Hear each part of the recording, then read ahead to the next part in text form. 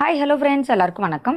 Welcome to Lavanya's cooking corner. இன்றைக்கி நம்ம சேனலில் ஆடி கிருத்திகை ஸ்பெஷல் செட்டிநாடு உக்காரை எப்படி பண்ணுறது அப்படிங்கிறத நான் வந்து பார்க்க போகிறோம். ஸோ வரக்கூடிய ஆடி கிருத்திகையாக இருக்கட்டும், ஆடி வெள்ளி எல்லாத்துக்குமே நீங்கள் இந்த பிரசாதத்தை ரெடி பண்ணி நைவேத்தியம் பண்ணலாம். ரொம்பவே சூப்பராக இருக்கும்.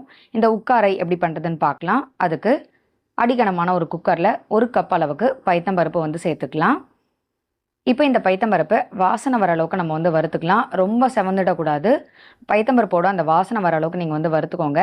ஃப்ளேம் வந்து மீடியமாக வச்சு நம்ம வந்து வறுத்துக்கும் போது செவந்து போகாமல் இருக்கும். இப்போது பருப்பு வந்து நல்லா வறுத்துண்டாச்சு. இப்போ இந்த பருப்பை வந்து 2-3 தடவை நல்லா களைஞ்சிட்டு எடுத்துக்கலாம். பருப்பை 2-3 தடவை நல்லா வாஷ் பண்ணி எடுத்துட்டோம்.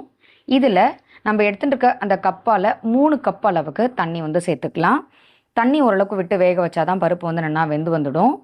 ஸோ இந்த பருப்பு வந்து நன்னா வேகணும், குழஞ்சும் போகக்கூடாது. அதே சமயத்தில் பருப்பு வந்து நன்னா வெந்து வரணும். இப்போ குக்கரை மூடி மீடியமாக வச்சு ஒரு 2 விசில் விட்டு நல்லா தாராளமாக வேக வச்சு எடுத்துக்கலாம். ரொம்ப நிறைய விசில் விட்டுட்டோம் அப்படின்னா குழஞ்சு போயிடும். இப்போ பார்த்தீங்கன்னா 2 விசில் விட்டு நல்லா வேக வச்சு எடுத்துட்டாச்சு. பருப்பும் வந்து நல்லா வெந்து வந்துடுது. இப்போ குக்கரை ஓப்பன் பண்ணி நம்ம பார்த்துக்கலாம். இந்த உக்காரைக்கு வந்து ஸ்பெஷலே என்ன அப்படின்னா, பருப்பு இது மாதிரி என்னென்னா மலர்ந்து வெந்து வரணும். அப்படி இருந்தால் தான் அந்த டேஸ்ட் வந்து ரொம்ப நல்லாயிருக்கும். பருப்பை வந்து குழைக்க வேண்டாம், அப்படியே இருக்கட்டும். அடுத்து இதுக்காக வெல்லம் வந்து யூஸ் பண்ணிக்க போகிறோம். அதுக்காக ஒரு பாத்திரத்தில் 1 கப்பு பைத்தம்பருப்புக்கு 1.25 கப் அளவுக்கு வெல்லம் வந்து சேர்த்துக்கலாம். ஸோ இந்த வெல்லம் வந்து பார்த்திங்கன்னா சரியான அளவாக இருக்கும். 1க்கு 2 அப்படிங்கிறச்சு ரொம்ப ஜாஸ்தியாக இருக்கிற மாதிரி இருக்கும். அதனால தான் நான் வந்து 1க்கு 1.25 வந்து எடுத்துட்டுருக்கேன். இப்போ இந்த வெல்லம் வந்து நல்லா கரைஞ்சி வரட்டும். இதுலேயும் 1 கப் அளவுக்கு தண்ணி விட்டு நல்லா கரைச்சி எடுத்துட்டுருக்கோம். இதுக்கு வந்து பாகு பதெல்லாம் எதுவும் கிடையாது. வெல்லம் வந்து நல்லா கரைஞ்சி கொதிக்க ஆரம்பிச்சுடுத்து அப்படின்னா சரியாக இருக்கும். ஸோ இப்போ வந்து பார்த்திங்கன்னா வெல்லம் நல்லா கரைஞ்சி கொதிக்க ஆரம்பிச்சுடுத்து. இந்த பதத்தில் கேஸ் வந்து ஆஃப் பண்ணிவிட்டு இதை அப்படியே வந்து மூடி வச்சுடலாம். சூடாகவே இருக்கட்டும். அடுத்து அடிகனமான ஒரு கடாயில் 1 டேபிள் ஸ்பூன் அளவுக்கு நெய் விட்டுக்கலாம். நெய் சூடானதும் இதில் கொஞ்சமாக வந்து முந்திரி பருப்பு வந்து சேர்த்துக்கலாம். இது வந்து உடச்ச முந்திரி பருப்பு ஒரு 10லேருந்து 15 சேர்த்துட்டுருக்கேன். முதல்ல இந்த முந்திரி பருப்பை நல்லா வறுத்து எடுத்துக்கலாம். அதுக்கப்புறம் தான் இதில் வந்து நம்ம ஸ்வீட் பண்ண போகிறோம். இப்போது முந்திரி பருப்பு வந்து நல்லா வறுப்பட்டு எடுத்து இதை வந்து அப்படியே நம்ம ஒரு பிளேட்டுக்கு வந்து மாற்றிக்கலாம். உங்களுக்கு வேணும்னா கூட நீங்கள் திராட்சை கூட சேர்த்துக்கலாம். பட் நான் வந்து வெறும் முந்திரி பருப்பு மட்டும்தான் வந்து சேர்த்துட்டுருக்கேன். பிடிச்சதுன்னா பாதாமோ பிஸ்தா இது மாதிரி எந்த ட்ரை ஃப்ரூட்ஸ் கூட நீங்கள் வந்து சேர்த்துக்கலாம். பட் ட்ரெடிஷ்னலாக பண்ணக்கூடியதில் வெறும் முந்திரி பருப்பு மட்டும்தான் இருக்கும். அதே கடாயிலே 1 டேபிள் ஸ்பூன் அளவுக்கு நெய் விட்டுக்கலாம். இதில் 1 கப் அளவுக்கு ரவை வந்து சேர்த்துக்க போகிறோம். ஸோ இந்த ரவை வந்து பார்த்திங்கன்னா ரொம்ப பெருசாகவும் இருக்கக்கூடாது, அதுக்குன்னு ரொம்ப நைஸாகவும் இருக்கக்கூடாது. மீடியமாக இருக்கக்கூடிய அந்த பாம்பே ரவான்னு சொல்லக்கூடிய அந்த ரவை வந்து சேர்த்துக்கோங்க. ரவை சேர்த்து இந்த உக்காரை பண்ணும்போது அந்த டேஸ்ட் வந்து ரொம்ப நல்லாயிருக்கும். 1 கப்பு பைத்தம்பருப்பு, 1 கப் அளவுக்கு ரவை, 1.25 கப் அளவுக்கு வெல்லம். இது வந்து கரெக்டான அளவாக இருக்கும். இப்போ இந்த ரவையோட அந்த வாசனை பச்சை வாசனை போய் ரவை வந்து நல்லா வறுப்பட்ட அந்த வாசனை வர அளவுக்கு நீங்கள் வந்து வறுத்துக்கோங்க. செவந்து போயிடக்கூடாது. அதனால் கேஸ் வந்து ஃபுல்லாக சிம்மில் வச்சு நீங்கள் வந்து வறுத்து எடுத்துக்கோங்க. ரவையோட அந்த சைஸ் ரொம்ப பெருசாக இருந்தது அப்படின்னா உங்களுக்கு வந்து சேர்ந்து வர மாதிரி இருக்காது. ஸோ அதனால் நீங்கள் வந்து பார்த்து எடுத்துக்கோங்க. ரவை எடுத்துக்கும் போது ரவை வந்து நல்லா வறுப்பட்டு வந்துடுத்து. ஸோ இந்த ஸ்டேஜில் நம்ம வேக வச்சு எடுத்து வச்சுருக்கிற அந்த பைத்தம்பருப்பை அப்படியே நம்ம வந்து சேர்த்துக்கலாம். இதை வந்து கரண்டியால் மேஷ் பண்ணணுங்கிறது கிடையாது.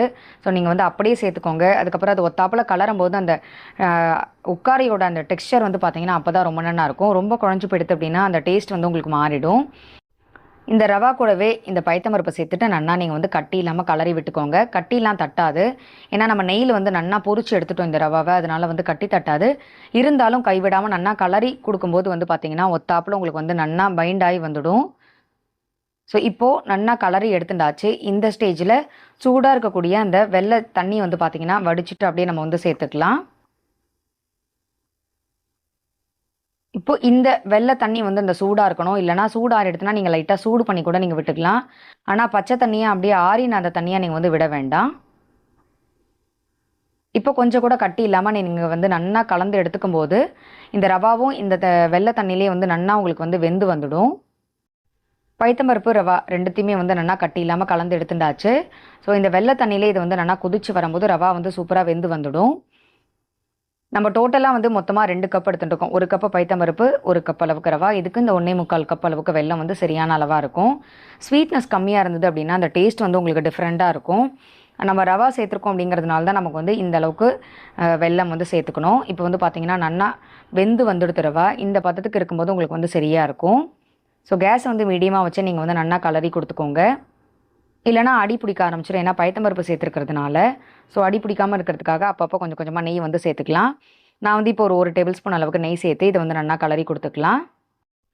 இது வந்து கொஞ்சம் நாழி ஆக உங்களுக்கு வந்து நல்லா கெட்டியாகிடும். ஏன்னா பயத்தம்பருப்பு சேர்த்துருக்கிறதுனால டேஸ்ட் வந்து அவ்வளோ சூப்பராக இருக்கும்.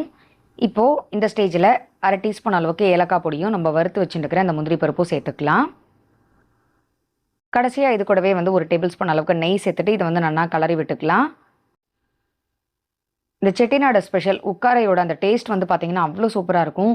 சூடாக சாப்பிடும்போது ரொம்ப அட்டகாசமாக இருக்கும். இப்போ இது எல்லாத்தையும் சேர்த்துட்டு நல்லா ஒரு தடவை வந்து கலரி விட்டுக்கலாம்.